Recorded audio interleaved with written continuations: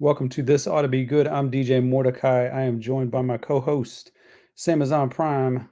And you're muted, but we'll get your mic fixed hopefully soon. We also have our special guest, El Bravador. What's up, El Bravador? How are you, sir? I'm all right, man. How are y'all? How are y'all? We are good. Once Sam gets his mic fixed, and we got DJ Mad Mixer as well. What's up, DJ Mad Mixer? How are you? Doing outstanding. How's everybody doing today? Doing good. Um, so maybe I'll start with Mad Mixer. Can you tell me a bit about your involvement with Z Rock Crew and Junior Funk Machine? Brad and I, we started the Junior Funk Machine, wow, early 80s. Um, um, oh, wow, what's it? I mean, we've been together, what has it been, 44, 44 Not years now? 40, 40, Or 43, 43, because this is 43? 2024. We started in 81, so 43. Hmm. Yeah. And what was your kind of role? Um, oh, wow. um, Well, same as El Bravador and all. My time lapse, when the Z Rock crew came in, I had joined the military, so Brad, El Bravador, he kept it going. Thank God, and uh, he- then after the military, we always stayed in touch, and I always stayed with my music and then I just started accumulating things.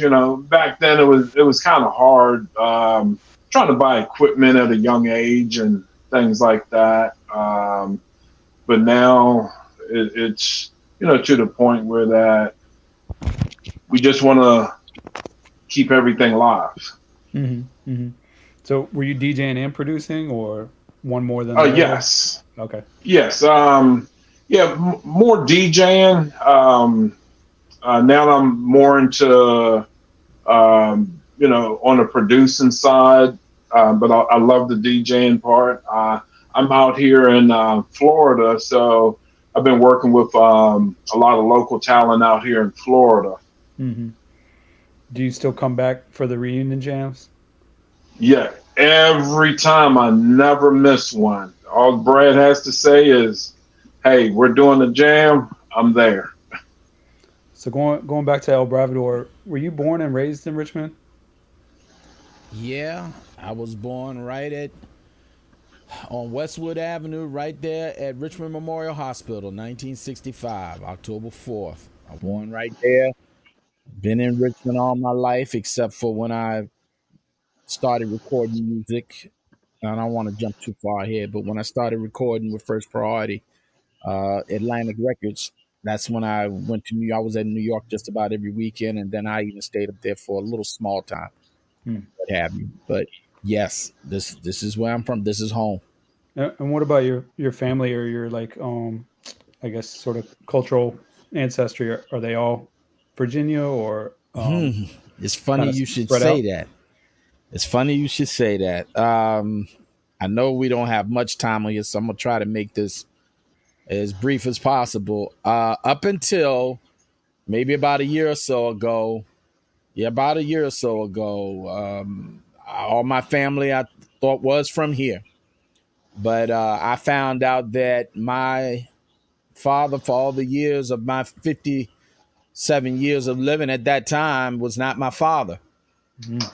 My father was Greek, and my last name is a different last name. And I'll say it like this, man: ancestry is a mother. It really it's the real deal, man. It really is. I thought my only brother and sister I only have one sister, but my only brother, how we got into all this was from my brother Chocolate Chip. He's Mhm. also a R&B radio legend, soul R&B radio legend. Thought he was my only brother, and found out I've got two other brothers who Wow. I have met, and we've talked. I just talked to my other brother, Nico and Dino are their names, and yeah, they're actually black and Greek as well. Where are they located? One is in Maryland and one is out in Nevada. Wow, that's wild. One of my brothers, the one that's in Maryland, he works on spaceships. and that was something that you wanted to do, right? You wanted to be in space? Man, yeah, I wanted to be an astronaut. I did not have any. I mean, I've always liked music. I always wanted to DJ like my brother, but I didn't think that I would be doing this. My plans were to be an astronaut, but schoolwork wasn't complimenting that enough. Mm-hmm. So, but when I grasped into music and DJing and then, dove into hip hop music, that's been my life. That's been my life to this point now. That's been my life. And how about you, Mad Mixer? Are your ties all from Virginia or in America, or kind of spread out? Well, I'm originally from New York. I grew up in a military family, so we traveled all about. But when my parents decided to settle in Virginia, that's actually where Brad and I met. And his brother, Chocolate Chip, has been one of the greatest inspiration on me wanting to play music. And then after being, learning from Chip, I found out that I had a cousin that was really deep into music, and David Hobbs, Mr. Mix, he's a DJ for 2 Live Crew, and found out he was my first cousin. So I learned a lot on that end, and it just, found out that our family was very music orientated. So we had a lot of great influences, in our lives coming up, to be so young, trying to get into it. But ELBRAVADOR's brother Chip was the biggest inspiration. Yeah, this is a wild interview. We're only 10 minutes in, and I didn't realize your cousin was in 2 Live Crew, and I didn't realize ELBRAVADOR had 2 brothers. Yeah, black brothers. Hey Tess, you guys hear me now? Yeah, go ahead. All right. Go ahead if you got a question. Oh no, you're good. Apologies. This happens every time, so yeah, you guys aren't special. It's all good, man. It's all good with me. My buddy Professor Scratch stopped by right around the Same time here, man. Same here. Out the link, so took me a second to get everything going. But ELBRAVADOR, can you tell us about? And we talked a bit about it yesterday. The beat is bad. Like, what was that beat made on? The beat is bad was made on a Boss Dr. Rhythm. Fresh did that. Fresh, who I hope he still will be able to chime in. He said he was going to try. He had to take care of some family business, but he said he still was going to try to. You might see him pop in a few. I just sent the link to him. But Fresh did that beat on a Boss Dr. Rhythm, and he let me hear it. He didn't even tell me he was doing it, and he just let me hear it, and I'm just like, whoa! And he did it with a Boss Dr. Rhythm. We had 2 tape decks. We just switched the tape to the other tape deck, recorded on that. We just flipped the tape. That's something we used to do back in the days. We didn't have a 4-track. We didn't have any money. So we didn't have any recording equipment or none of that stuff. Fresh just was very ingenuitive, I guess that's the word to say if I'm saying it right. But he was a genius in a way. He knew how to flip that tape, do it this way and that way, and then the pause mixes and stuff like that. I mean, really, I actually have a version of it that survived all those years that was sent to me by a guy named Chris Rattery. And I took it and cleaned it up with today's technology, and it's pretty decent. As a matter of fact, in the documentary I did, Hip Hop Legends of Central Virginia, about 6 years ago, I actually have it in the documentary where you could hear it in the background. But yes, he did that with a Boss Dr. Rhythm, scratches. We had just got our 1200 turntables, scratches, and just switching those cassette tapes to one tape deck to the other, and we put it together.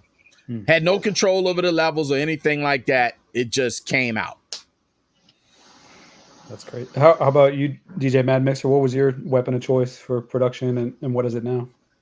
Oh gosh, back then it's like Brad said, we really didn't have any money, so um, the weapon of choice was whatever we can get our hands on. But now I'm using the Akaya MPCX, and so now that they came out with No, don't be modest, Barry. Tell everything you got. This man is going to get kicked out of his house in Florida. I can only see now he's going to pull in front of the house with a U-Haul. Brad, I got kicked out the house. And the U-Haul ain't going to have no furniture in it. There's going to be all of the equipment he's bought in the last year. This man has got equipment that you would not believe. And I'm like, man, if you don't slow down, but it's a blessing that he does have it, man. I mean, Barry, you might as well tell him everything you got. Yeah. And what have you been cooking up? And what have you been cooking up to? Well, I've been pimping out a few sets of my 1200s and looking at expanding. I'm building up a collection of 1200s. So I have 3 sets right now. I have a expandable up to 48 track, recording studio. Everything pretty much, top of the line. I learned to buy it once. But, honestly, if it wasn't for Brad and his knowledge, with the technology and everything, I probably wouldn't have a lot of the stuff that I have. And every time before I was buying something, he'd be the first one I call, like, hey, what do you think of such and such? And between the keyboards, the synthesizers, I love sound effects. So, and then with, the amp rack, I ran out of room, so I have to get another amp rack, and Brad's not helping out any. So, because he won't give me a place to live if I get put out. I already told you. I told him, I said, man, look, you need to chill out. But I mean, it's, coming from where we came from in the early 80s. And now, I mean, everybody has their own sets. Fresh has his own sets. Fresh does master mixes that he puts on the station that I have, WQ Mix Worldwide Radio. Barry's working on a monster master mix that he's going to do, and he's able to do it with the equipment that he has.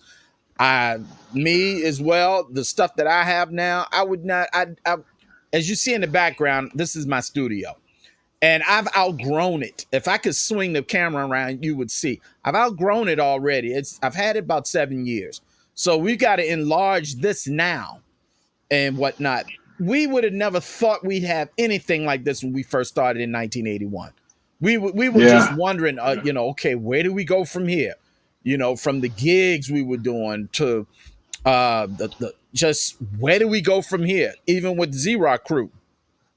Fresh and I got on the radio, and then we recorded a record first. And then we were like, okay, we're on the radio now. Where do we go from here? And stuff. And then we started buying equipment little by little. Fresh and I had equipment together, and then I branched off and started building mine, and then he continued to build his. So, I mean, wow. We all have the capability to make records now, to make songs, to make everything that we ever wanted to do. We're blessed to be able to have it now. You keep bringing up DJ Fresh. He's able to join us. Here he is. DJ there Fresh. He is. Hey, Fresh. There he is. How's it going, Fresh? Yo, how's everyone? Hey, DJ Fresh, what's up? Fresh, I was just touching on when we were, they wanted to know how we did the Beat Is Bad, and I had to, of course, you and the boss, Dr. Rhythm, you were just, a genius with doing that, just switching tape deck to tape deck and things of that nature, because we didn't have any money for a 4-track. We barely got 1200s. A friend of ours got us to 1200s, to help us, Poor man's overdub. The poor man's overdub. Yeah. CC Birds checking in on Facebook. She says, hey, fam, y'all show on Comcast was amazing. Also, one more guest I wanted to bring in, but he may be having some technical issues. I'm going to try and bring him on and see if we can hear him. Mike Street, can you hear us? Mike. Mike Street. He's What's up, pointing at the Mike? headphones saying he can't hear us. Can you hear us or no? I don't even know if y'all can hear me. We can. We can hear you. We can hear you, Mike. Okay, well, I can't hear y'all. Am I supposed to be talking now? I You mean, can. yeah, you can talk. They're asking you questions. Yeah, you can. He's at the. You talk. You talk. Check your mic. Check your mic. Check your mic, Am I Mike. back? Can you hear us? We might have to get him to join back later. He's at the Richmond Jazz and Music Festival. Oh, so. he probably can't hear Yeah, I can because hear it. everything's going on out there. Yeah, that's why he can't hear us. Might have We to can definitely hear it. check back Yeah. in with him. All right, Yeah, sorry he'll about come that. back. Yeah. So I've heard El Bravador tell the story a few times. Maybe I'll ask DJ. Is DJ MC Fresh, right? Like, Yes. Can you talk about the formation of the Z Crew and like what it was like spinning at the Infinity Club? Oh man, we were kids. It was great just being with the older people at that time, and it was just we just wanted to be involved. We love music, love hip hop, love everything about it, and we just wanted to contribute, be a part of it any kind of way we could. We didn't even get paid for those things. We didn't care. We just wanted to spin music. So maybe we should take it back. Maybe we should take it back a little bit. If anybody's not familiar with the Z-Rock crew, why don't you guys explain what the Z-Rock crew was about? Well, hip hop was very early stages, not at the very beginning, but we just wanted to be involved. Hey man, Brad like DJing, I like DJing, we like music. We don't at that point. I don't know what DJ Mad Mixer was doing at that point. Where were you at anyway? But anyway, we'll come back to that. Yeah. So we just wanted to be involved. We need to get together, get some equipment, and have fun with this thing. And we started out with some old realistic equipment, some hand-me-down turntables, and we just started playing music. And whoever we could play, regardless of who getting paid or not, we just played. Some people even used to call us, if I may jump in, Fresh, Brad and Anthony on the Magic turntables. Yeah, because we didn't really have a DJ name. We didn't have a name yet. at that point. And not until we got close, a year or two down the line, we just decided to go with them. I've been El Bravador since '81 with the Junior Funk Machine, and Fresh didn't have his name yet. But we as a group didn't have our names. When we rocked Infinity, that's when Fresh came up with the name after we got into Infinity. We had already DJ'd a couple of other places, but once we got in Infinity and did that, that's when Fresh was like, we need to come up with a name. And he came up with Z-Rock Crew. Rick Moore is checking in saying what's up to DJ MC Fresh and everybody. And CC Bird says it's hanging out at WKIE with Sir RJ. Those were the good old days. And y'all were Shin Fresh. Shin Shin. Yeah. Yeah, she used to hang with us a lot when we used to. She's actually related to me in some way, in a way. She used to come with us to the recording studio. She used to come with us at KIE. She used to hang out with us. She was like one of our biggest cheerleaders. You know, she really was. She really used to spread the word for us. And that was a big thing for the Z-Rock crew, being on radio and everything. We always used to tell people, we used to say it on the air, was spread the word. And let me tell you something, word of mouth does work, especially back then, because, I mean, it really helped us in so many ways. Even with Junior Funk Machine, when we would do a party at the West End Community Center, I mean, people just knew when we were at the West End Community Center, they came. If we were at a backyard party somewhere, they came. You know, that was when it was safe those days. That's when it was safe. I think y'all WKI. Go ahead. You go ahead. Say that again. No, I was going to say at WKIE, was that the station on Wilkinson Road? Yes, it was. Yes. Yeah. Okay. Yeah, because I grew up. Well, I shouldn't say I grew up. I lived really close to there. I used to pass that station all the time, you know, in the early 2000s. And I was always wondering, like, what is that station? I never knew that was the hip hop station back then. That is an iconic location because everyone from NWA, Public Enemy, Roxanne Shante, Big Daddy Kane, everyone set foot on that property and came into that station. It is an iconic location. I would like to get a plaque put there one day to just put there to say this location, this building is where WKIE, the first hip hop radio station, all hip hop radio station in Central Virginia was. As a matter of fact, if you look in the back of the building, the transmitter houses are still back there. They tore the towers down, but the transmitter houses are still standing today. We're gonna bring Mike back on one more time and let him talk. Okay, sure. Mike, go ahead. Can you hear us? Mike Street, you hear us? Mike, you there? Maybe Looks not. like he's muted. Yeah, he is muted. I can't unmute him. No, he's got to do it on his side. Yeah, I'm sure. Hey, Mike, unmute your mic. Your mic. Talk. He's still. We might have to reschedule Mike for a separate. No, trust me, Mike will figure it out. He's gonna figure it out.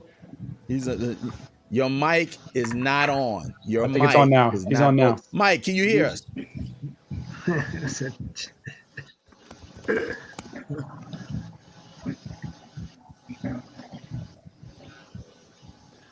I'm just wondering if he's working on it. He's working on it. He's working on it.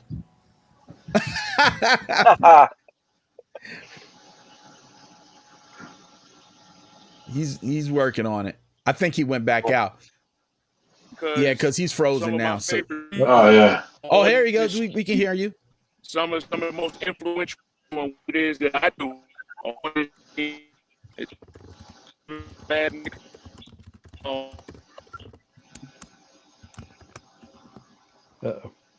I would be doing what I'm doing.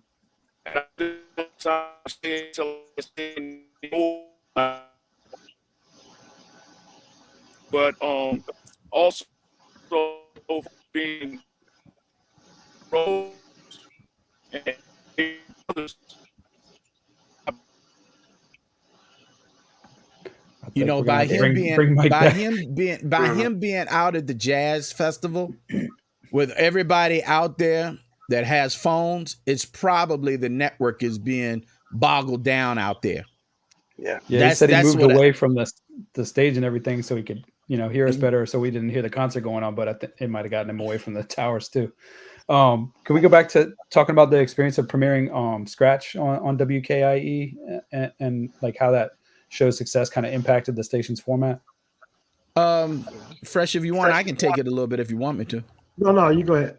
Well, Scratch was a show that was on KIE before we got there.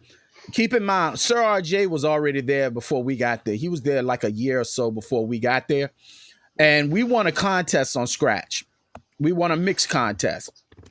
And after that, my brother was at WKIE. Chip was there. And I met Larry Jones. And he said, "You a DJ too?" I said, "Yeah." He said, "I'm thinking about doing something young here." I said, "Well, I have a partner named DJ MC Fresh." He said, "DJ MC Fresh, I like it." I said, "We're called the Z-Rock Crew." And his eyes got big like sausages. And he was like, "The Z-Rock Crew." And he had a cigar in his mouth, a cigarette in his mouth. He said, "I like it. I like it." And then Chip was like, "No, man, he don't want no more to do with radio," because I was on radio before and it put a bad taste in my mouth. And I said, "I won't go do it again." I said, "Hold on, Chip. Hold on. Let's hear what Larry got to say." So then Larry had a meeting with us and we did the Scratch show on Saturday. We premiered January 7th, 1987. And the show was a big hit. I mean, it was a hit already, but then once we got there and started mixing, because the guy that was there before, Mr. T, he wasn't really, DJ Mr. T wasn't a mixer. But we started mixing and we started putting it on it. It just blew up. The phones would ring before we came on the air at 1 o'clock till when we left the station, the phones would ring all night. We weren't even on the air. And that was the impact. And Larry saw how that transpired. And he was like, "You know what? We need to do rap and hip hop and go-go. We need to do it all day." Because we were a daytime only station. He changed in March and he flipped the station to all hip hop, go-go, R&B, 20 all during the day. It never stopped. And it just blew the station up. If that station was an FM station, I think today it would still have a legacy the bigger legacy than what it has, and it's been off the air for years, it would have a way much bigger legacy. Something like what WBLS's legacy is in New York. Same thing. It would have been phenomenal. And that was the ultimate goal, but it just didn't.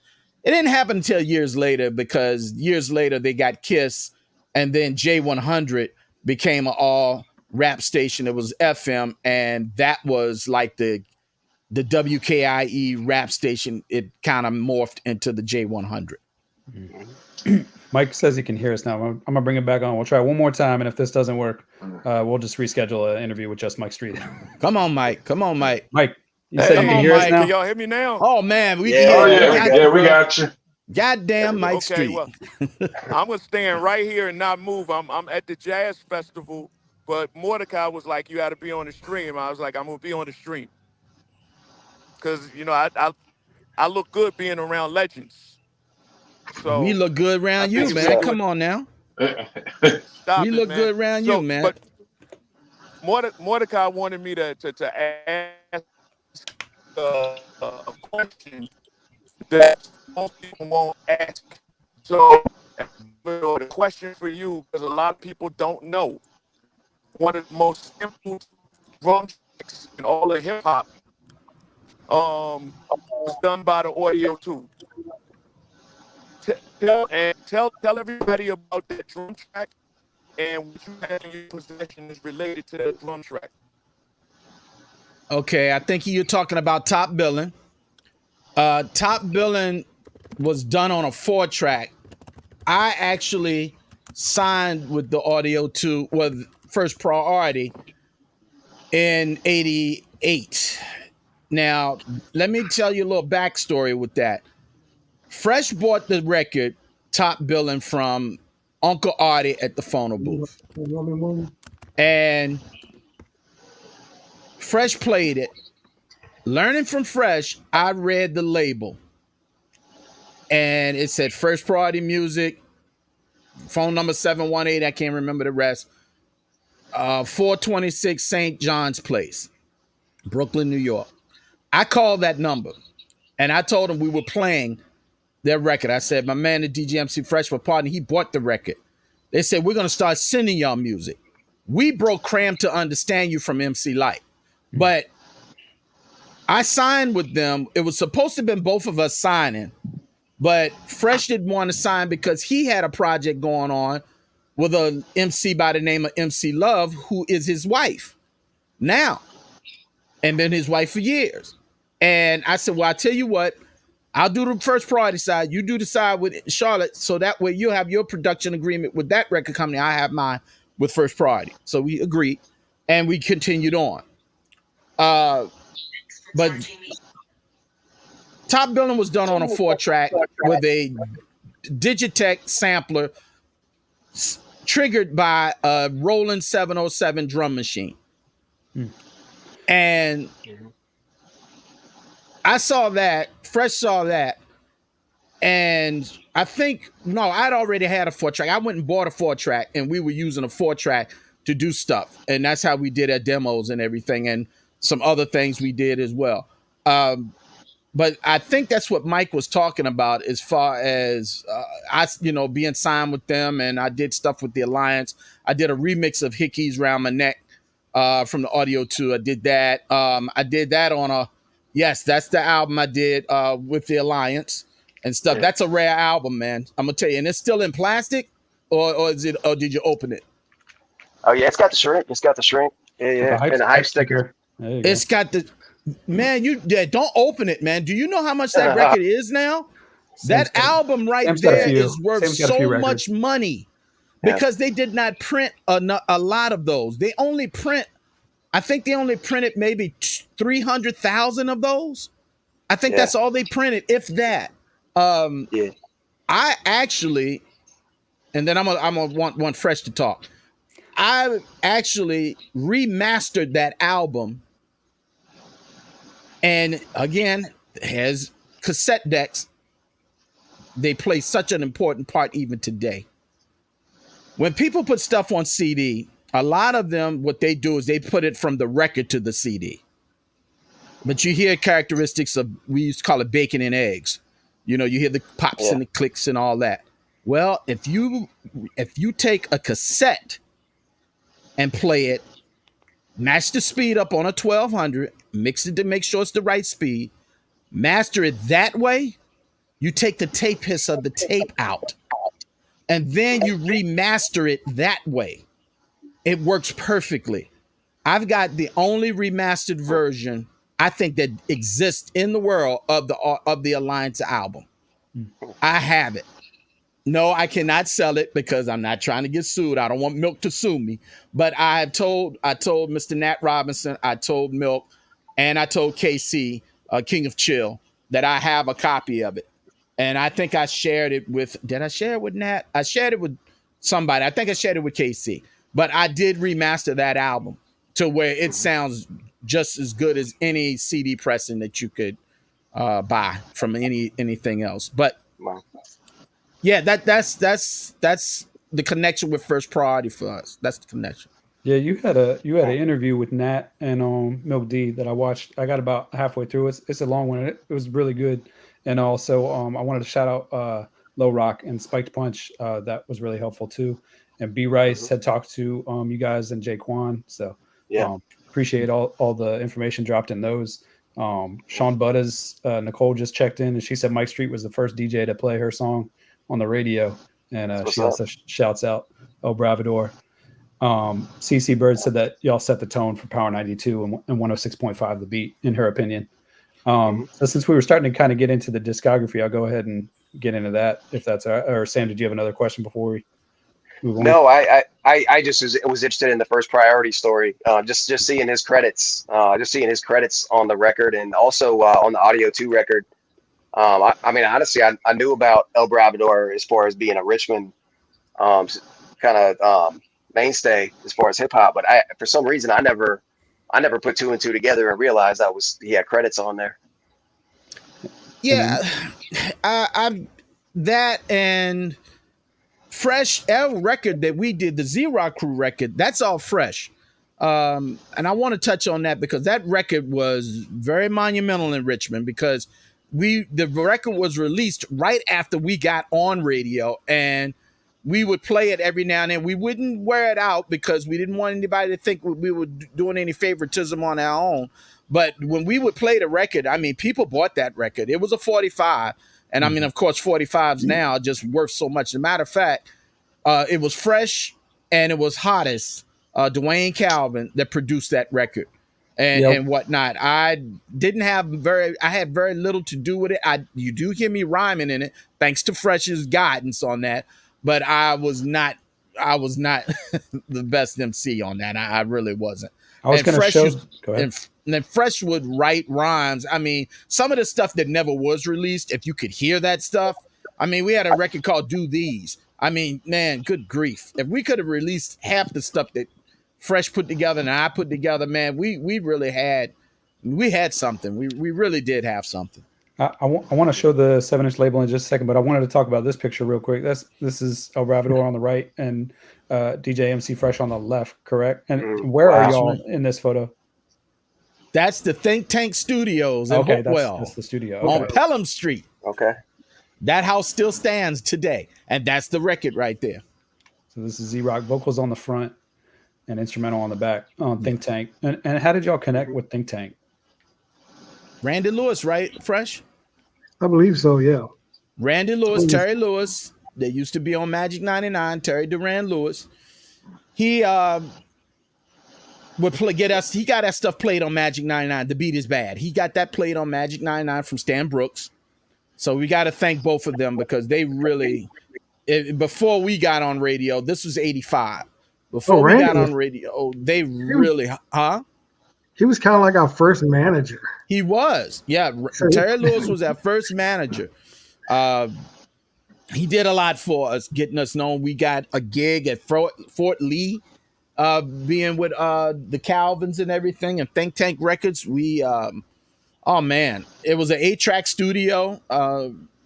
It was a great place. It really was. We go down there and we felt at home, man. We really did. And got to thank, Terry Lewis and especially Stan Brooks for playing that song because it was on a cassette. And people requested that song. And I wish he could have been on a pressing of it. I really wish he could have been. Not this song, the beat is bad. Yes, the beat is bad. Yeah. They were playing that off a tape, is what you were saying. Yeah, they're playing. Yeah, they were playing the beat is bad off a tape. This record, when we put that out, we were playing that. And and you know, there's something fresh. I believe one night they did play it on Magic 99.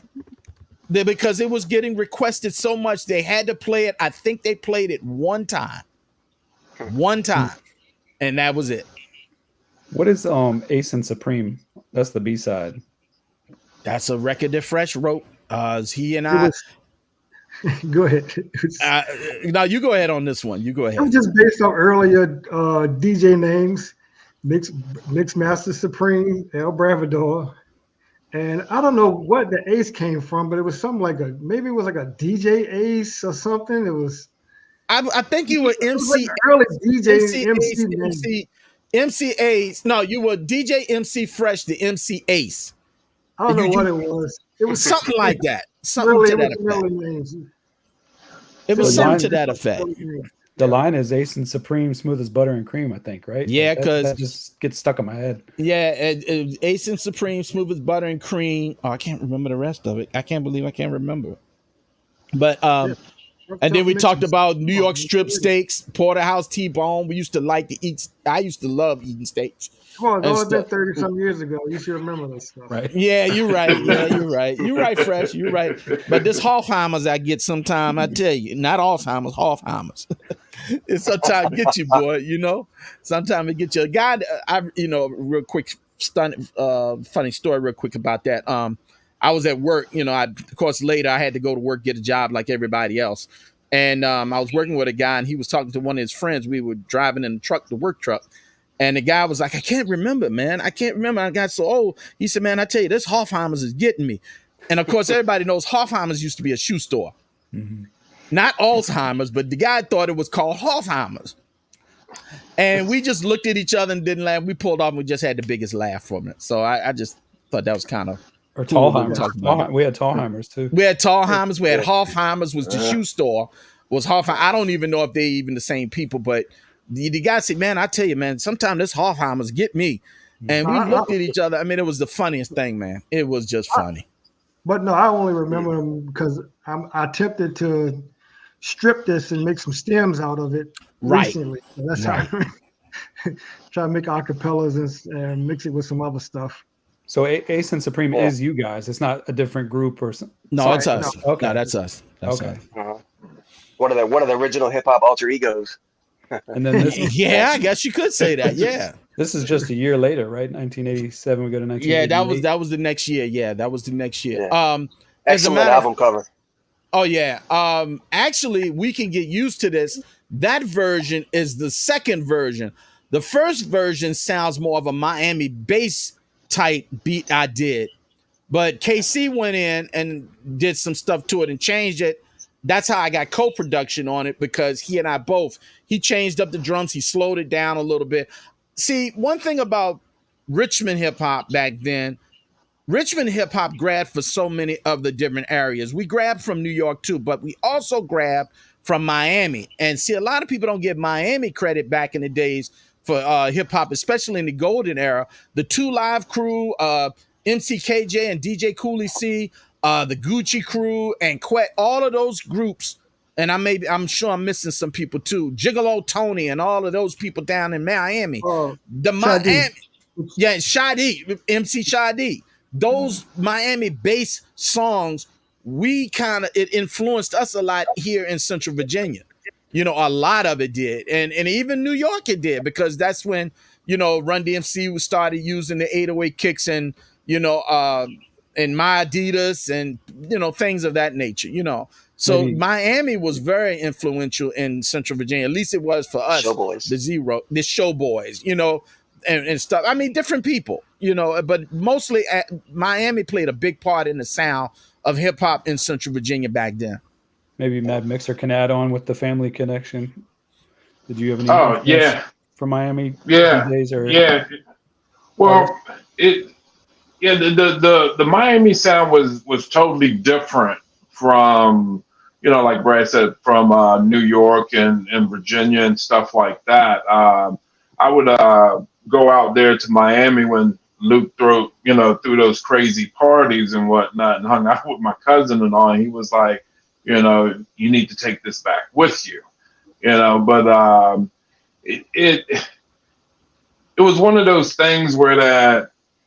Um, some people adapt to it, El Bravador, Fresh, and a lot of us, we could adapt to almost, any type of music and, blend it with this or with that sound, because when you're talking about, the East Coast, West Coast, and stuff like that, everybody had their own, unique sound. Mm-hmm. So I guess with the Miami sound, especially with Two Live Crew, everybody was looking at their lyrics.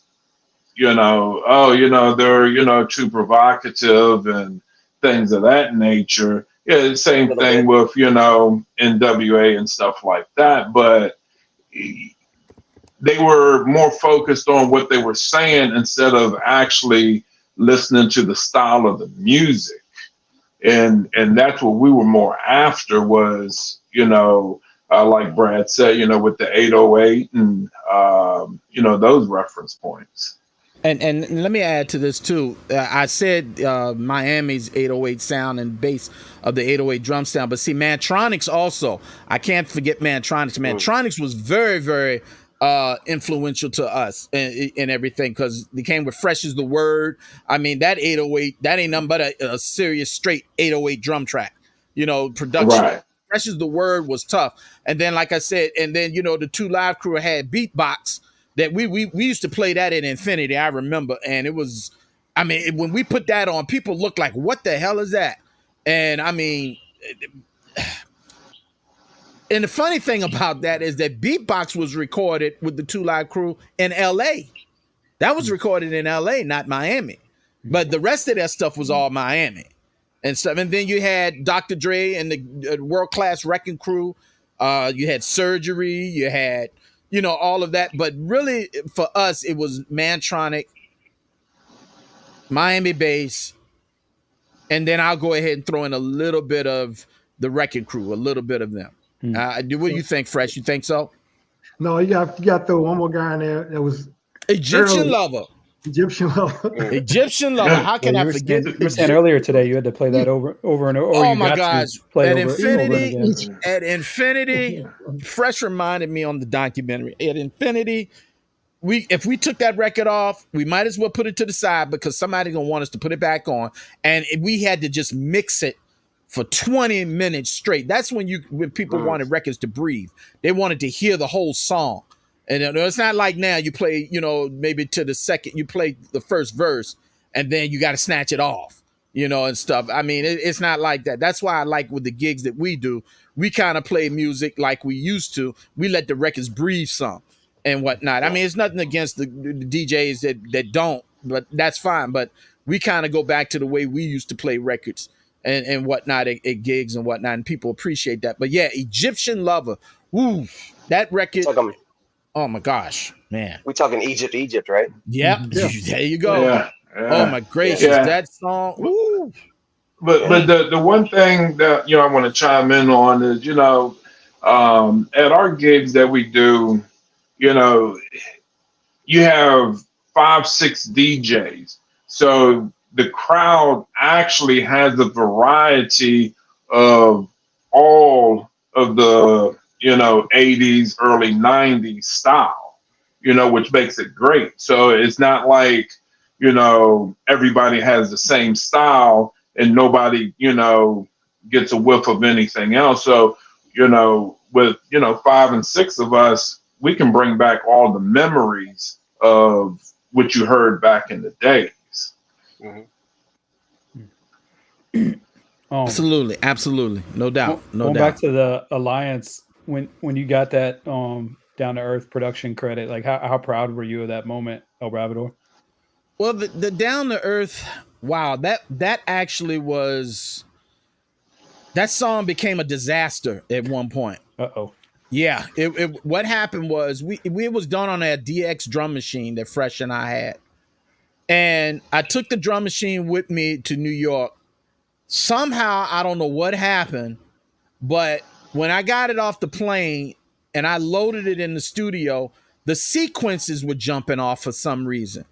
It was coming out of sync for whatever reason. I don't know what happened, but we synced it. We didn't use any sounds out of the DX. We just MIDI'd it to the S900 sampler and an Elise's drum machine. Those were where the sounds came out. The DX was more of the sequencer, if you follow what I'm saying.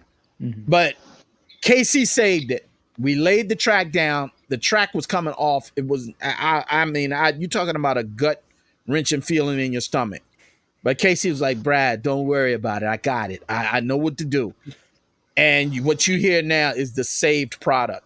After I heard the saved product, I felt a whole lot better. Down to Earth, that right there was just, and to have Positive K write the lyrics on it, I'm very proud of that one. I'm very, very proud of that one. I think that if the Alliance album was promoted a little harder than what it was, it could have really, really been a bigger, back then, it could have been a bigger album than what it was. Actually, now it's bigger than ever that it was back then, because people they're seeking out that album and they can't find it. It's a rare album. Mm-hmm. And if you do have it, you hold on to it, because I think I saw somewhere the album was $400. And another thing is the Z-Rock Crew record, that's $300 over in Germany. Our record got over in Germany, and I think the reason that it did, and I think Fresh and I talked about this, Mr. Calvin, who's the owner of Think Tank Records, he worked for the government, and he'd always have to go to Germany for work. We think he took a box of those with him to Germany. That's how they got over there.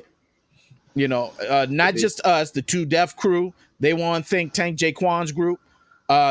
If you look online and try to find them, they're high, man. Those records are high. Matter of fact, I'm looking at one of Jaquan's in their records right now. I got it over in my rack of Slow and Mellow and Jay. I got it. Yeah, it's right over there. I found a couple of them when my mother passed away 3 years ago, and my old room I still had stuff in my old closet. And when I was cleaning her house out, I found like two or three. I found two. Nice. And they had never been played. And I got them right in here. And I'm glad I found those. And I thought I was going to run across one of ours, but I know Fresh and I we gave them out to so many people. And then so many people bought them because Artie had them at the phono booth. And I think he sold out of them when they were selling them. So, yeah, I mean, as far as going with the Alliance, yeah, we Down to Earth was pretty. That's a pretty good piece that I'm proud of. Mm-hmm. I still got that DX drum machine. Yeah, he still has it. He still has it. Hell yeah. Oh, now that one I'm proud of too, right there. That one, that MC Peaches. Oh my gosh. Talk about it, and I was glad you brought it up with Nat and Milk D about the labels and the design for the logo. Like, I love that Bum Rush logo. And then they were saying like each artist had like their own color and stuff. Yes. So where was Peaches from? Was she from New York City, or? She was from Jersey. She was from Newark, New Jersey, or was it East Orange? At the time, she was in East Orange, but she's from Newark, New Jersey. That's where she's originally from. I talk to Peaches all the time. She's my sister. You know, she's like the great sister I never had, and not throwing any shade, but she is. You know, and see, I knew Fresh was going to do that. Fresh knows what I'm talking about and stuff. I can't keep a straight face. I know. But yeah, at least we can laugh about. At least I can laugh about it, Fresh. You know. But Peaches is my sister. She and I actually did her whole album. But it came out. The album that came out for her on Virgin Bum Rush, that was not my productions. That was a whole different album. And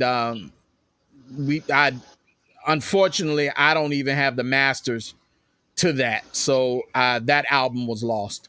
Unfortunately, that was lost. You got ahead of my next question then. What was the story with the Bum Rush label though? Where was that? Where are they based out of? Bum Rush was a second label of First Priority. It was our second label. You had the Kings of Swing. You had Lazy Lays, who went on to do stuff with MOP. Mm-hmm. He was he had a red label with white writing, and Lays doesn't talk too much about that, and I understand. But he had his record on there. His first record came out with that. Like I said, Kings of Swing, Peaches. There was some other groups called the UBs. The UB. They were called the UB then. Something happened. They left the label.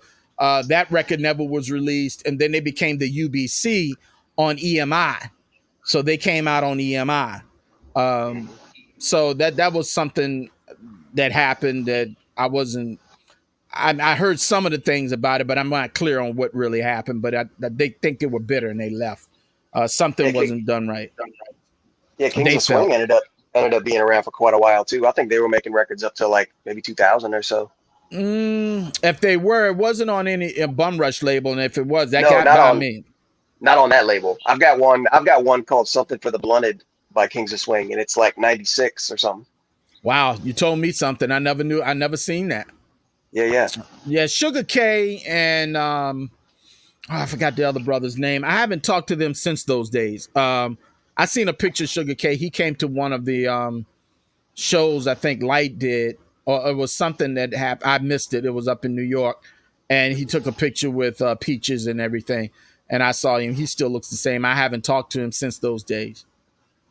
Speaking of Light, did you ever interact with Light? All the time. All the time. That's pretty incredible. When I went to first sign my contract, Fresh went with me and a friend of ours named Andre.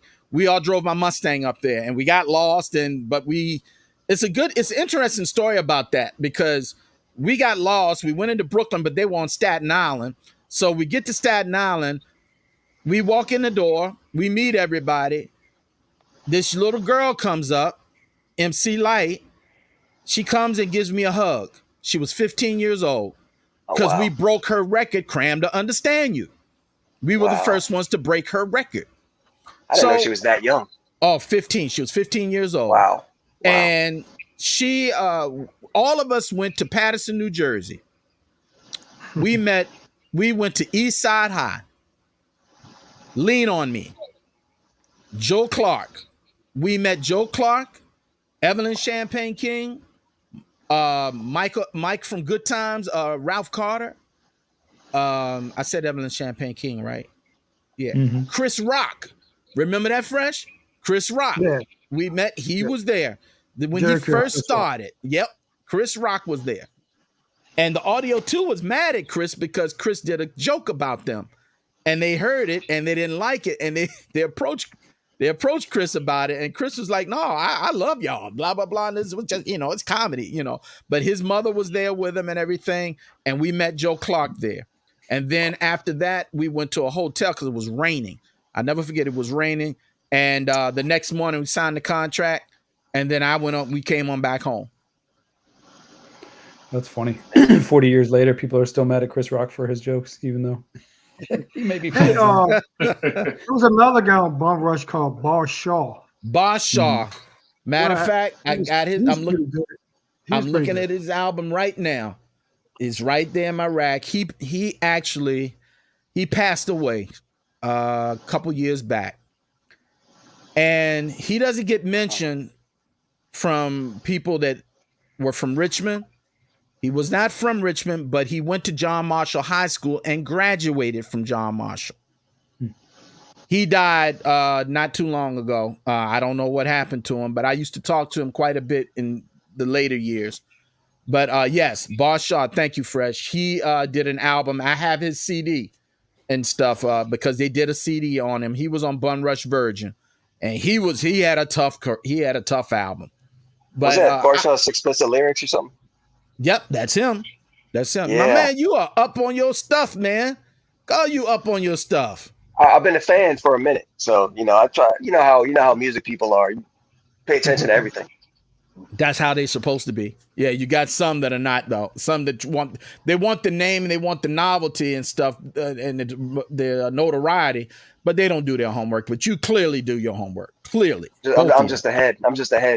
Well, there it is. Hey, that's what we need. We wish everybody could be heads. I think it'd be a better place musically for all of us. True.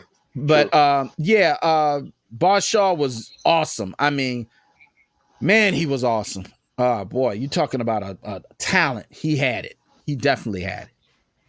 Going back to the Peaches record, I found that a few years back, and I didn't realize there was a Richmond connection at first. I think later on I found out about that. But I really like the production on it. If she's got that unreleased album, I'd love to hear it. Unfortunately, I don't believe she does. There's a possibility that Milk still has it because Milk is head of First Priority now. That's his own. He owns it now. His dad, gave it to him and whatnot. So if anybody has those masters, it would be Milk. We also had a group from here that was on First Priority also, but they never did a pressing on them. They were called the Royal Sound Crew. They're very legendary here in Central Virginia. We recorded an album on them. As a matter of fact, Fresh and I recorded some stuff to be back on First Priority as the Z-Rock Crew, but that never went forward. So a lot of those masters, I would love to get my hands on them. Yeah, I was gonna say we've said it in other interviews. As far as the unreleased stuff or things that got shelved or scrapped, like there's a market. We're still interested in hearing all that stuff because it came from that era that we love. So we'd love to hear it. We just like putting that out in the universe, whether it comes to fruition or not.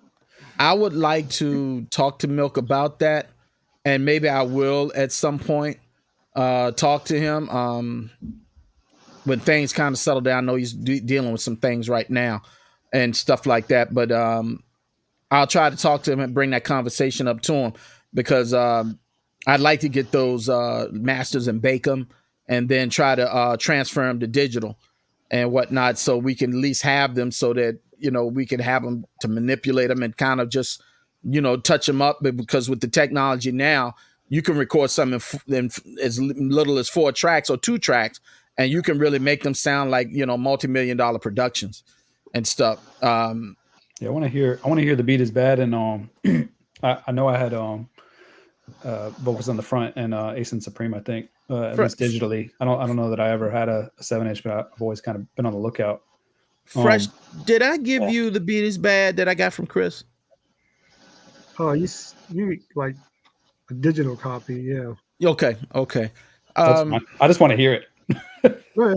Yeah, we can get that. I'm sure we can get that to you, man. And then I really enjoyed your talks with Nat and it was Terry Moore. Terry Moore, Terry used to do. Yeah, he used to do the promotions for us, and really cool guy. He's down in Atlanta now. That was funny. And whatnot. He's done quite publicity. A bit. Nat said, "You're a publicist." He's like, "I don't know what that is," and like argued for a half hour about how he doesn't know what that is. And he's like, "All right, now spend the next half hour figuring out how to do that." Yeah. I think I want to. Was this the one that you said you were listed as co-production, but you actually did the whole production, or was that Down to Earth? No, Down to Earth, I did the whole production. This version of We Can Get Used to This is correct. That's co-production. Okay. I didn't. The one that I did was a Miami bass style type one with the 808 sound and everything in it, and with the sample in it that I used the James Brown. But no, this one right here is a co-production. Yes. And another thing, Milk said he did the first First Priority logo with the stencil, and then they hired pros to do this and the Bum Rush logo. But definitely love all those logos, and was looking for shirts or hoodies or something on their site, but they were sold out of everything. Were y'all playing? Obviously, a lot of these tracks were you playing them over and over, as opposed to maybe Z-Rock Crew, where you're like, okay, well that's us. I don't know how much we can play it without showing favoritism, but this is Alliance. Even though well, the requests were coming in for Bustin' Loose. I mean, man, gosh, when we played Bustin' Loose, we actually played it on a test pressing first. We had a test pressing of it that we got from them. They sent it in the mail, and they said this is a new group we got called the Alliance, and it's Bustin' Loose. It was Bustin' Loose on there, and it was a Do It Do It. They couldn't release Do It Do It because of sample thing. There you go. And there was another one, Oreo Cookie. And they didn't release Oreo Cookie for whatever reason. I liked Oreo Cookie. They said it was a little too explicit. So, well, answer your question. Well, we played it almost every time we came on, but we didn't play it like 2 or 3 times a show or nothing like that. Right. But yeah, we would play it, at least once every show. Mm-hmm. And then this was the Hickeys Around My Neck, El Bravador mix. Yes, that is another one that's close to me right there. That's my total production as far as the remix. That got played on WBLS quite a bit. Chili Q and Mr. Magic used to play it. And I mean, to hear your stuff on New York radio is just, that's a feeling, man. Good God. Who was it that asked, hey, why do y'all call that ish the El Bravador mix? But they didn't know who you were. Chili Q said that. Chili Q said, who the hell is, what is that shit? He said, why do y'all call it that? Yeah, he said, why do you call it? They said, because that's El Bravador. He said, who's El Bravador? He said, he's from Virginia, part of the Z-Rock crew. Yeah, that was Chili Q that did that. That was with Mr. Magic and Marley Marl at that time and stuff. But that song right there was done on an 8-track. What I did was Milk tried to make me lay a metronome. I told him I didn't need a metronome. So the first part of it is with an SP12 is that you just hear me going, you're zipping the record back and forth. I sampled that on the SP12 and I kept it going. And then after that, I said, Milk, I don't need a metronome. I stopped the metronome and I started the record because I could keep time, because that's something Fresh taught me about mixing records in beats per minute and keeping time and keeping the beat. I could keep a beat in my head. So they weren't used to that. As a matter of fact, I taught Milk how to splice edit. We learned how to splice edit when we were at the radio station because we'd have to splice edit for commercials and different things like that. So we knew how to splice edit tape. Milk, I taught him how to splice edit tape. And that's why when I did the Hickeys, it went straight from, I recorded it. I put everything down on an 8-track.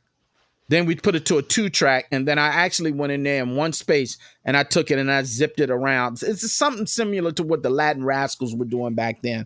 When they were doing edits and stuff, they did use some samples, but a lot of it they were doing where they were using splice edits with tape. They were doing their master mixes and stuff. I mean, they would, oh my gosh. The Latin Rascals, Animal, those Kiss, those 98.7 Kiss master mix guys, they were like some of the best. Somebody else we were talking to recently was talking about the Latin Rascals in tape splice and everything. Was that Phil Most Chill? I'm trying to remember Mordecai. Maybe. Yeah, it might have been. Yeah, I can't remember yet. Dr. Data Man Zen, he had a question about the top billing beat. Like, who did that beat and who thought about that drum pattern? If I remember correctly, it was like a mistake, right? Like things got kind of shifted or off, and then they played it back and they were like, that's dope. Like, okay. Is that true or? Okay. Kind of, sort of. There you go. Thank you, Fresh. Thank you. Kind of, sort of. I wasn't there. I'm just saying what I was not there either. I wasn't there. That was before us, but only found out after the fact also. But go ahead. Yeah, and lately I've been seeing a lot of stuff come up that said Milk did it. Then they said Daddy-O did it. Then they said no, Milk did it. I even heard somewhere that somebody was trying to say that King's son had a little bit to do with it. I don't know. I wasn't there. From what Milk tells me, Milk did the beat. Daddy-O had something to do with it. Well, it was Daddy-O's. It was somebody's pattern. Pattern, that's it. Yeah. Somebody else drum sounds. Yeah. I don't know which was which. Who had whose sounds or whose pattern? It's confusing to me, Mordecai. They used to save the sounds on floppy disk. Right. Yes. They used to transfer sounds between sampling machines, SP12s or whatever, with the floppy disk. Right. So when they plugged in the sounds on the floppy disk to the drum machine, it played the sounds to somebody else's pattern. Top Billing came out. So I don't know who, I can't remember whose beat and whose sounds was which one, but that's what happened. That's fair. Maybe we can one day talk to Milk D and try and get That's to the the bottom of short. it. That's Yeah. short story. That's the short version. Yeah. Yeah. That's the short version. And then this one is you're listed as co-production on the Nasty, right? Yeah. The only thing I'm gonna say about that one is that that is my production. That's the one I was thinking of earlier. That's the one that's my production, but I got Cole on it. Milk did a lot of extra stuff to it and whatnot, and I'm just gonna leave it at that. And stuff. But that actually was created at my mom's house in the West End, the one that I sold when she passed. It was done there. I sent it to the floppy disks. No, I didn't send the fly. I took the disc with me. I went up to record it. I recorded it in Milk Studio. And what you hear on the album is what it had transpired to. It's a little different, but it's still the basic production. The basic idea was the production was my idea. The name of the song came from Big Vaughn. He named the song. He heard the demo track and he liked it, and he came up with the what you wanna do, what you wanna do, the Nasty. And then he said, yeah, that's what we're gonna call it, the Nasty. So Vaughn actually named it that and stuff. And Milk did his magic to it, and somehow it just landed on co-production for me, which that's really mine and stuff. I'm not mad about it. I'm not upset about it. And when I saw it, I didn't really get upset about it, but it's just I don't know how I got printed like that. I'll just leave it at that. But it's all good though. I mean, great day. What is it? 30 something years later? Come on. But people want to be credited, for their work. Yeah, you do, and I'm a big component of that, and stuff. But it just it turned out that way. That's just how it turned out. I was wondering if that left kind of a bad taste in your mouth, and if relationships kind of soured, or no, what happened. No, like, what happened with because First Priority kind of continued on, or no, or like because that was kind of the end as far as what I saw as far as credited production. Right, I that was the last thing I did with them. Light was blowing up so good, and KC was the one that really it was Light's producer, King of Chill. So during that time, I was working with Peaches. I was working on Peaches all the way up until 91. I was working on Peaches. Then I started working with the Royal Sound crew, trying to get their things out. I was trying to do something on Lou Cash as well. I was shopping him the Wild Pitch and some other places that didn't pan out. So, but as far as First Priority, Peaches was the last thing on First Priority I was trying to do, and I think more of what happened with Peaches was more of the disappointment. That was more of the disappointment at that point, because everything I did on Peaches, nothing made the album. So but then I had to get real too and say, look, that's the music business. It's nothing personal. It's just that's what happens. So I tried to tell myself that and made myself feel better. But then I started working a regular job and everything, and things started to kind of slow down as far as production is concerned. Like I said, I was doing stuff with the Royal Sound crew. That was like my last ditch thing as far as productions and stuff. And then we had the TV show. Chris Brooks and I came up with the B-side, and then we started doing the TV show, and just tried to rock it from there, man. And that was so pretty much it. So what was the TV show? What was the deal with the TV show? The B-side. The B-side was It's called the B-side. Is it the show on Comcast that we were talking about? Yes, it was a hip hop activist show.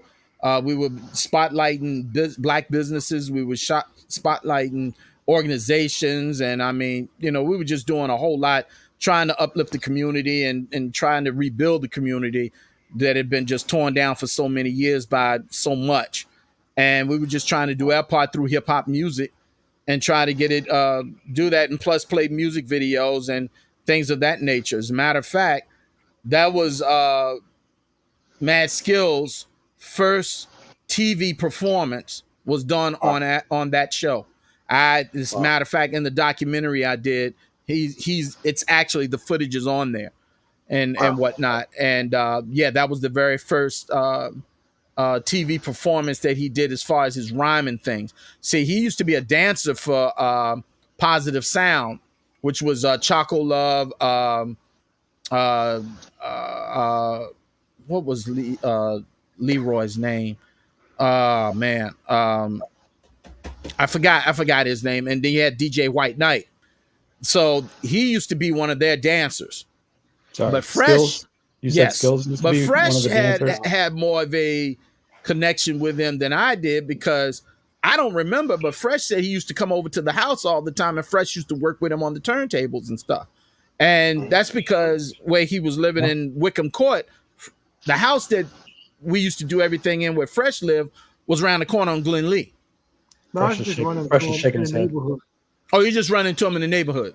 Yeah, like going to KIE every day. He actually, KFC, I believe, or one of them, just on the way to KIE, I stopped by. He used to work, and he's always talk to me about music.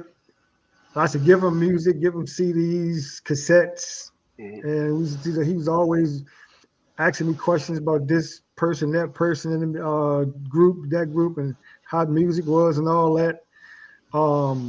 This was 87. But no, yeah, that was my very, very first run-ins with Skills. So and then later on, huh? No, you finish. Go ahead. Yeah. No, and then him and Mike Street were friends from way back. And then when us and Mike Street kind of got close, I used to run into him at Street's house all the time when he was making his demo tapes for those new music seminar battles.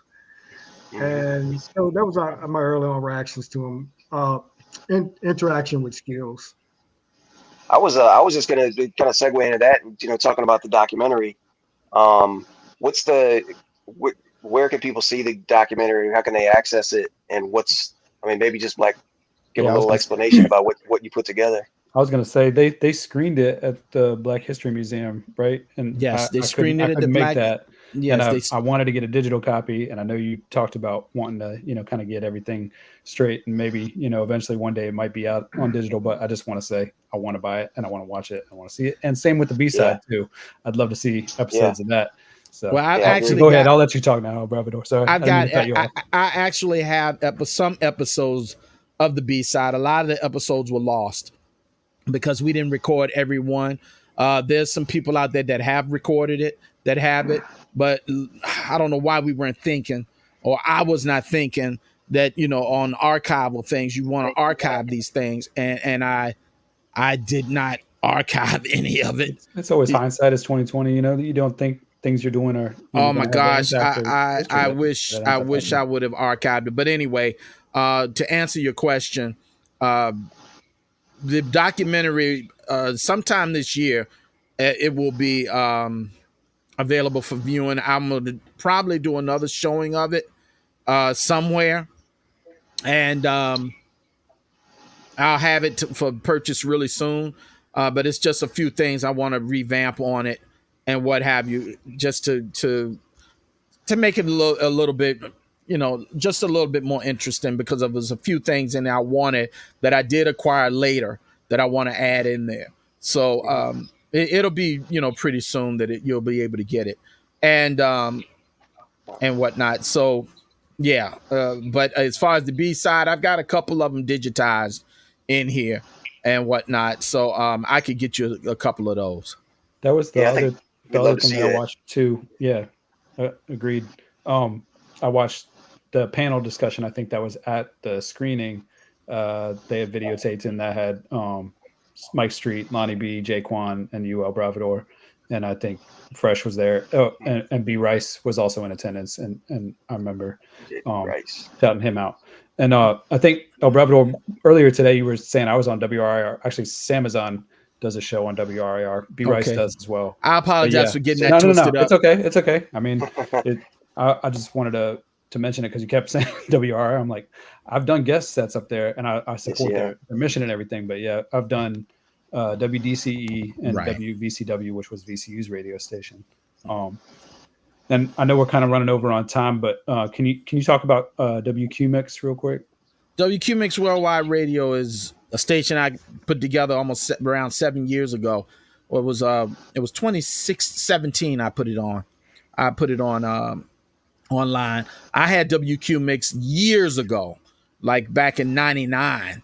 But that's when I had a server in my other house that I used to live in, and I used to run it that way. And then when Congress came up and said, you got to pay royalties if you're going to play music like that, that's when I just said, I can't afford that. So I shut it down. So I brought it back in 2017 with the help of Mr. Roger Williams from ABC Broadcasting. He gifted me with a broadcaster. So I tested it for a month, and then my wife's asked me, Sonia said, look, when you going to put the station on? I said, well, soon. She said, what you waiting on? So then I went ahead and got the service for it to provide the stream, and I was up and running in 10 minutes. I mean, I was up and running. It's a station that has 80s dance classics, classic hip hop. Fresh has mixes on there that he's blessed me with so much. And, I play his mixes quite a bit. Mad Mixer is supposed to be getting me one, but I mean, it's been over a year and a half. I guess he's paying me back, Fresh, like he used to do. You didn't get you tapes and stuff back in the day. So I'm waiting on his master mix. Yeah. Well, it's you know how I am with my mixes, and they're he's very crucial on it. And he if it ain't right to him, he's not going to release it. But you'll be hearing mixes from him as well. And it's a 24 hour, 7-day a week station. Matter of fact, you might hear some of it right there. So it's playing all the time, and you can access it from wherever. And that's just my answer to, not being on radio. I went ahead and put my own station together, for that fact. And like I said, if you want to hear Z-Rock Crew stuff, you just listen to that station, you'll hear it. Classic hip hop, some jazz, soul classics, 80s dance classics, rare dance classics, a little bit of house. You hear that too. And, that's what it's all about. And it, like I said, it's a station for all of us. It really is stuff. We're not trying to replace the station that's your favorite, but we're your favorite radio station's favorite radio station, I like to say. And, it's something that's an alternative. So if you listen to your station, something you don't like, turn over to us. You can hear that. It's going to probably be hard for you to turn away, though. But yet and still, we're here. We're here for that. And we're blessed to have it. I feel like we've barely scratched the surface on a lot of stuff. But one thing I did want to ask, do you happen to have a high-quality version of Positive K, Step Up Front's video? I know you were at the shooting. I do. There's and low Fresh quality, was there, too. There's really Fresh low-quality versions online. And even on Positive K's channel, I'm like, how does he not have a good quality version of this? I have somebody one get a quality version of this guy. I got one because I actually, I was talking about at the time we did Step Up Front. I was actually on another video show, and I told them I'm on a video show, and they gave me the 3/4 of it, and what I'm going to do is I'm going to take the 3/4. I know a couple people that have some 3/4 machines, and I'm going to digitize it down. And that way I'll have it to share and stuff. But yes, I have it. There it is right there. I'm looking at it on the other side of my record rack. It's sitting right over there. It's in good safekeeping.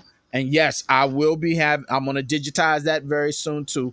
As soon as I can get with a couple of people that I know that have 3/4 machines, because 3/4 machines are very rare out there right now. And if you have one, if someone has one, it's got to be something where they know how to work on them, because they're not in existence anymore. Just like the beta cams are becoming non-existent, and whatnot. But the 3/4 are really non-existent. It's a dope track, and it would be nice to see the video in high quality, because like I said, the versions online are like, they look like 5th generation VHS copies or something. So Fresh, we had a lot of fun up there that day. We stayed up there 2 days shooting videos, and that was shot in Mount Vernon on top of a roof of a club. There was another video y'all were at too, right? Yeah, Mini Styles was shot there. Mini I'm Styles. Not Having It was shot there, and Same Step Up weekend. Front. Same weekend. Wow. Weekend. Wow. Mount Kilimanjaro, some club. Kilimanjaro's was the name of the group. I mean, the name of the club. Kilimanjaro's in Mount Vernon. Matter of fact, Heavy D came through and blessed us. He came through. So yeah, we had a lot of fun any with appearances in the videos, or you're just in the back of the set, kind of watching things. I know you talked about kind of asking the director a lot of questions, and that was from the Light as a Rock video. I was up there for that one. That was the first music video I was in, and I was just like vid kid Lionel Martin, who was part of Video Music Box's crew with Ralph McDaniels and everything. That was Ralph McDaniels' film company, Classic Concepts. And I was just amazed. I always was amazed with filmmaking.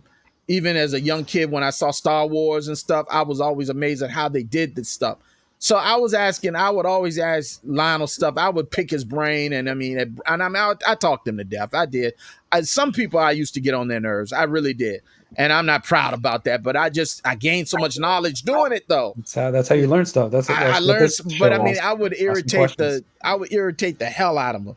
So that would have been our first trip up there with them, hanging around them. That was real early. Yeah. You made a few seconds in one or two of the videos, but I was trying to watch in the clips. I was like, they're just in the behind the scenes. Not much at all. Not much. And with the Light as a Rock video, that one, you see me maybe twice in that video, and then of course at the back of the classroom. And man, I just can remember we had been up for a total of 24 hours. That was the last scene shot. And everybody had been up, and you're talking about somebody tired. Oh my gracious, man! I just couldn't keep. I almost didn't keep it together. It was you were worn out. That's when you had to do music videos in one day. You started at 6 a.m, and you may not finish till 6 the next morning.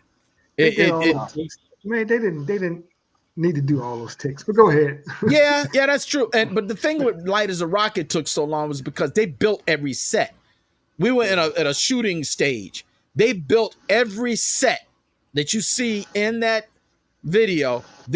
We had to wait till every set was built. And that was the great experience for me because I saw how sets were built and stuff. So I mean, man, they built every set. Ooh, that was a long process. They didn't build them all that day though. Yes, they did. Oh. Yes, they built them that day. Wow. That day. When I first got there at 6 a.m, they had already started about 4 a.m.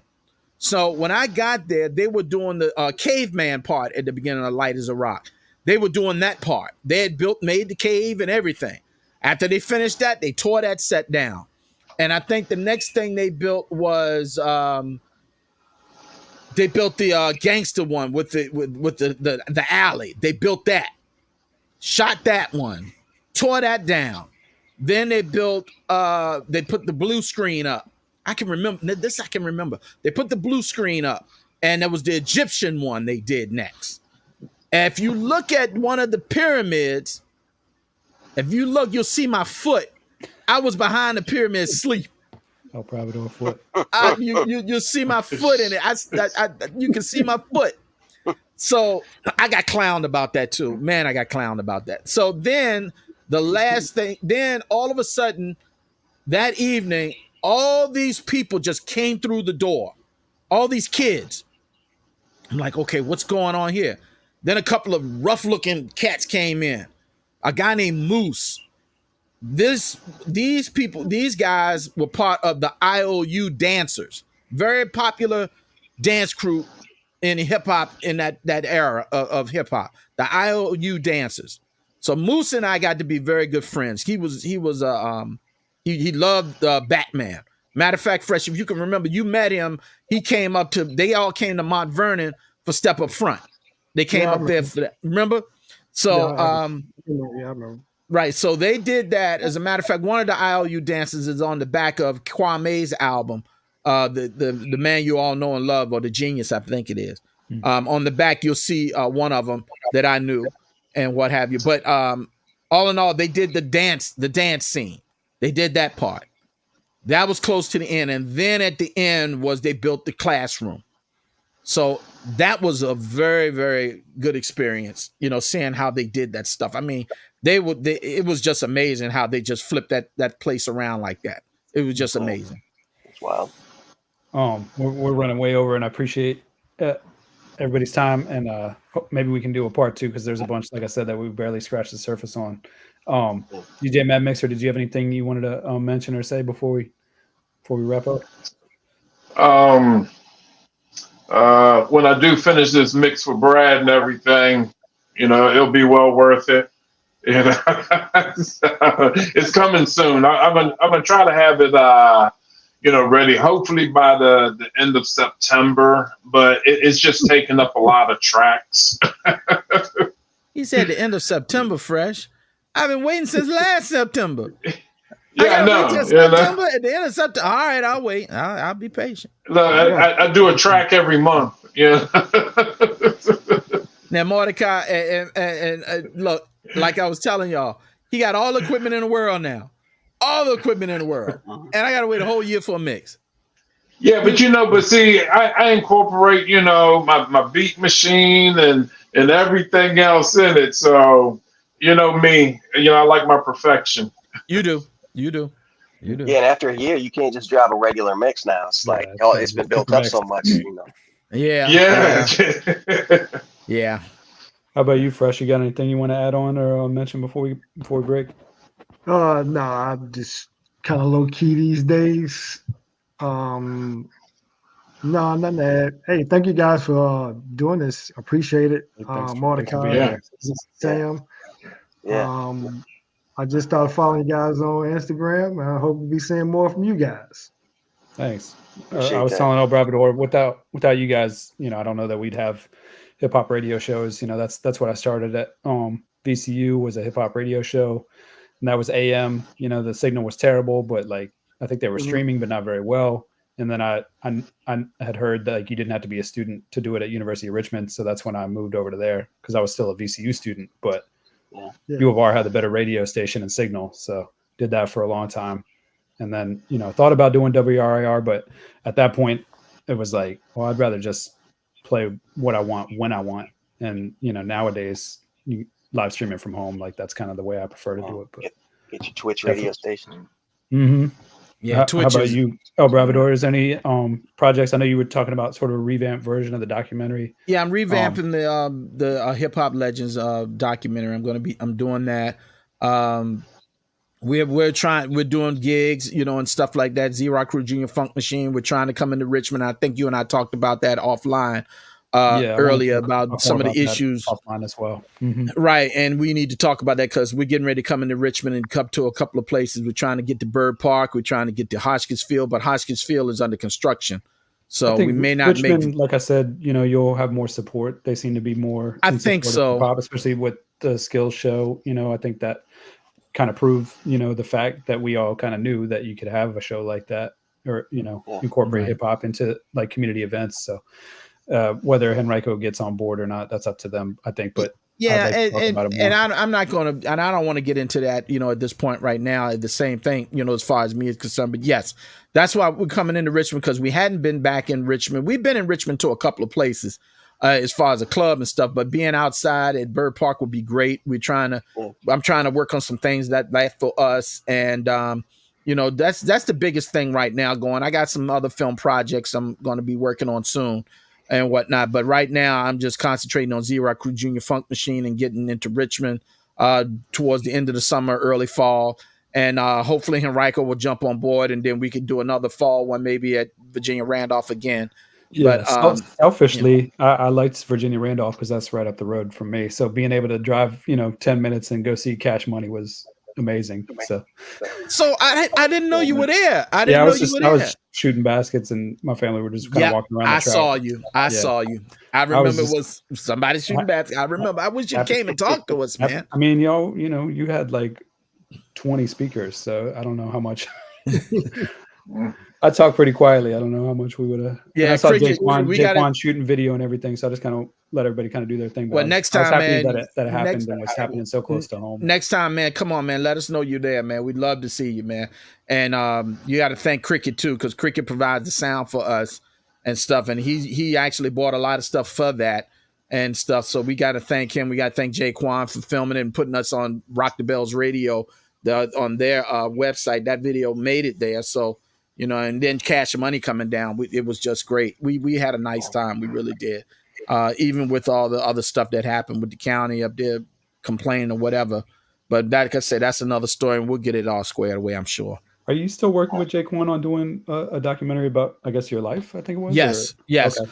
Yes, as a matter of fact, I sent a message for Fresh and everybody that he wants to get everybody down. He'd like to talk to everybody. If you want to be a part of it, he will come and film you. So he's going to start working on that very, very soon and stuff. I had a couple people approach me years ago about it, and I didn't think it was none. I'm like, why? You know, but then someone else said, well, they need to give, you know, do this and stuff. I said, well, it's not just about me. It's about Fresh. It's about Mad Mixer. It's about Chris. It's about RJ. It's about Mickey Spencer. It's about Larry Jones. May he continue to rest in peace. It's about so many people that helped us be who we are and helped me be who I am. I wouldn't be me without Fresh or Mad Mixer or Chris Brooks. I wouldn't be who I am today because of that. I mean, I'm like Chip. Whatever that's worth, you know, I appreciate it. I appreciate the accolades and everything. But I mean, these guys right here on the show with me, if it weren't for them, it wouldn't be no me. And that's for real. That's just the bottom line. So Jay is, I'd say, well, if I'm going to get somebody to do it, I want Jay to do it because Jay knows me and stuff. I mean, you got other people that could do your stuff, but if they don't know you, I mean, they're going to miss something. And with Jay, I'm sure I can tell him stuff and he'll put it in the right context. Yeah, we're big fans of him. We interviewed him and talked about, you know, their record on Think Tank and even had him come back on, I think, maybe, I don't know, was he on the Filmos Chill show? I know he was on the Joe Run Bombay interview, but I felt like with this one, I'm like, I can't be asking him every weekend to hop on, but I was glad we were able to get Mike Street on, even though we had I'm glad Mike came on. Mike's that dude. You know, Mike, I hear Mike, you know, playing a lot of local cats out there, like, you know, Noah O, but Noah's not just local. He's, you know, big. He's pretty big. He's been on MTV. Had him on too. Mm-hmm. Yeah, so you got him, but you got some other people that I've seen say, hey, Mike Street, 106 just played my record. And see, that's what we used to do on KIE. We used to play demos of cats that had a good done. They sound good. We played them on the air and wouldn't have a problem. We used to do that. And I'm glad that Mike is doing that and stuff. And it plays such a big part in people's lives. And that's why we did what we did. We were able to just play music that people loved, and we wanted to be a part of their lives and possibly change their life, you know, for the good. And people come up to me a lot and say, you know, I've done this and did that for them and inspired them. And I think that's great. But, you know, the Z-Rock crew has inspired them, the Junior Funk Machine, the B-Side, you know, things like that. I mean, that makes it all worth living for, man. And we're going to continue to do it. We're going to continue to do it until we can't do it no more. Right. That's a good way to end. I appreciate it. Sam, did you have anything else you want to say before we wrap up? Just thanks for your contributions. And I think it's great to be able to talk about these things, you know, years later, you know, especially growing up as a fan of hip hop, you know, and hearing some of the stories, you know, from your beginnings and your experiences and your trips and things like that, man. It's appreciate you guys doing this. Yeah, we appreciate it. We got some other versions of the story. We got other versions. So, you know, offline, when we ever meet, you can ask us some other stuff. We can tell you some other stuff that we probably don't want to talk about right here. But I mean, it's good stuff. But yeah, we got some stories, man. We do. I have to keep that in my pocket next time I see you. There you go. We appreciate it, guys. Y'all have a good rest of your day. We appreciate you running over and taking the time to talk with us. Yeah. Not a problem. Peace and blessings, man. Oh yeah, anytime, man. Anytime. Peace, y'all. Peace. All right. All right. Peace.